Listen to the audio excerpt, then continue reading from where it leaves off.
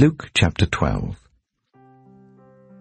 Meanwhile, when a crowd of many thousands had gathered, so that they were trampling on one another, Jesus began to speak first to his disciples, saying, "Be on your guard against the yeast of the Pharisees, which is hypocrisy.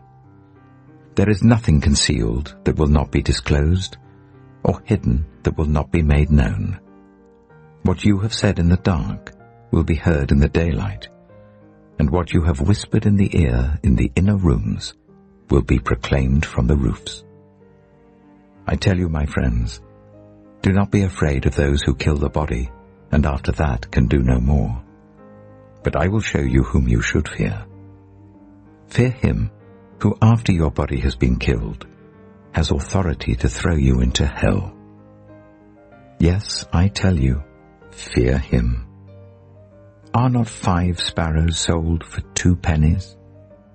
Yet not one of them is forgotten by God. Indeed, the very hairs of your head are all numbered. Don't be afraid. You are worth more than many sparrows. I tell you, whoever publicly acknowledges me before others, the Son of Man will also acknowledge before the angels of God. But whoever disowns me before others will be disowned before the angels of God. And everyone who speaks a word against the Son of Man will be forgiven, but anyone who blasphemes against the Holy Spirit will not be forgiven. When you are brought before synagogues, rulers, and authorities, do not worry about how you will defend yourselves or what you will say, for the Holy Spirit will teach you at that time what you should say." Someone in the crowd said to him, "Teacher, tell my brother to divide the inheritance with me." Jesus replied, "Man, who appointed me a judge or an arbiter between you?" Then he said to them, "Watch out. Be on your guard against all kinds of greed. Life does not consist in an abundance of possessions." And he told them this parable. The ground of a certain rich man yielded an abundant harvest. He thought to himself, "What shall I do? I have no place to store my crops." Then he said, "This is what I'll do. I will tear down my barns and build bigger ones, and there I will store my surplus grain.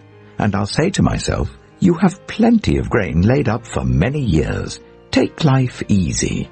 Eat, drink, and be merry." But God said to him, "You fool! This very night your life will be demanded from you. Then who will get what you have prepared for yourself?" This is how it will be with whoever stores up things for themselves, but is not rich towards God. Then Jesus said to his disciples, "Therefore I tell you, do not worry about your life, what you will eat, or about your body, what you will wear. For life is more than food, and the body more than clothes. Consider the ravens. They do not sow or reap.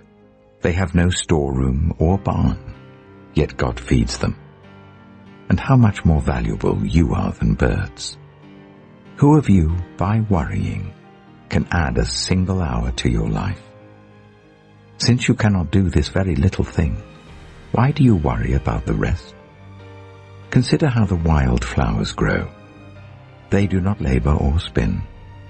Yet I tell you, not even Solomon in all his splendor was dressed like one of these. If that is how God clothes the grass of the field, which is here today and tomorrow is thrown into the fire, how much more will he clothe you, you of little faith? And do not set your heart on what you will eat or drink. Do not worry about it, for the pagan world runs after all such things, and your Father knows that you need them. But seek his kingdom, and these things will be given to you as well. Do not be afraid, little flock, for your Father has been pleased to give you the kingdom. Sell your possessions and give to the poor. Provide purses for yourselves that will not wear out, a treasure in heaven that will never fail, where no thief comes near and no moth destroys. For where your treasure is, there your heart will be also.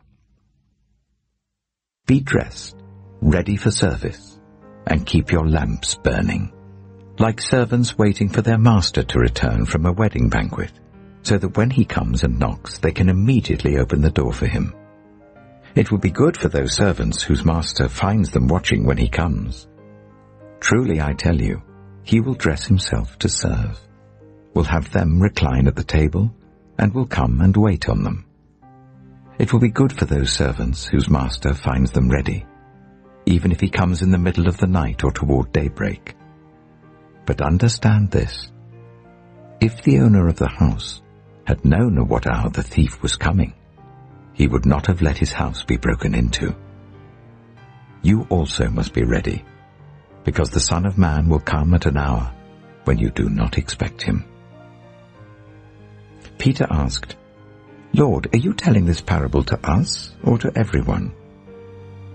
The Lord answered, "Who then is the faithful and wise manager, whom the master puts in charge of his servants to give them their food allowance at the proper time? It will be good for that servant whom the master finds doing so when he returns. Truly I tell you, he will put him in charge of all his possessions. But suppose the servant says to himself, 'My master is taking a long time in coming,' and he then begins to beat the other servants, both men and women, and to eat and drink and get drunk. The master of that servant will come on a day when he does not expect him, and at an hour he is not aware of. He will cut him to pieces and assign him a place with the unbelievers. The servant who knows the master's will and does not get ready or does not do what the master wants will be beaten with many blows. But the one who does not know and does things deserving punishment will be beaten with few blows. From everyone who has been given much, much will be demanded, and from the one who has been entrusted with much, much more will be asked. I have come to bring fire on the earth, and how I wish it were already kindled. But I have a baptism to undergo, and what constraint I am under until it is completed. Do you think I came to bring peace on earth? No, I tell you, but division. From now on there will be 5 in one family divided against each other, 3 against 2 and 2 against 3. They will be divided, father against son and son against father, mother against daughter and daughter against mother, mother-in-law against daughter-in-law, and daughter-in-law against mother-in-law." He said to the crowd, "When you see a cloud rising in the west, immediately you say, 'It's going to rain,' and it does. And when the south wind blows, you say, 'It's going to be hot,' and it is. Hypocrites, you know how to interpret the appearance of the earth and the sky. How is it that you don't know how to interpret this present time? Why don't you judge for yourselves what is right? As you are going with your adversary to the magistrate, try hard to be reconciled on the way. Or your adversary may drag you off to the judge, and the judge turn you over to the officer, and the officer throw you into prison. I tell you, you will not get out until you have paid the last penny.